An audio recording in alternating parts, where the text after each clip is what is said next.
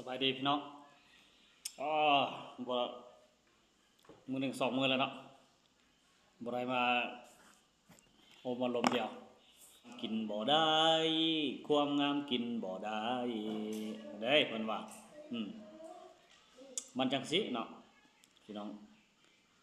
อันคนเฮานี่นะสำคัญหลักๆที่สุดเลยมันอยู่นำจิตใจนะอยู่นำจิตใจบางคนก็งาม บางคนก็ขี้ร้าย บางคนก็ธรรมดาพอเขาวัดเขาวาอืมจังซี่บางคนก็ขี้เฮ้อบางคนก็งามแท้งามว่าแต่สำคัญอยู่ที่ใจเด้อพี่น้องเด้อสำคัญอยู่ที่ใจคันว่าจิตใจขาวสะอาดจิตใจฮู้เจ้าฮู้ค่อยฮู้ต่ำฮู้สูงโอ้ผู้นั้นดีเลิศพี่น้องดีเลิศ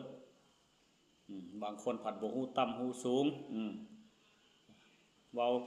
ลวดกวดเพียงบางคนก็ทนุถนอมแห่งสละยิ่งแก่ยิ่งก้มเสมอเข้าในนาอันนี้ก็มีเนาะสำคัญอยู่ที่ใจเรื่องบ่าวสาวก็แห่งสำคัญเนาะเห็นว่า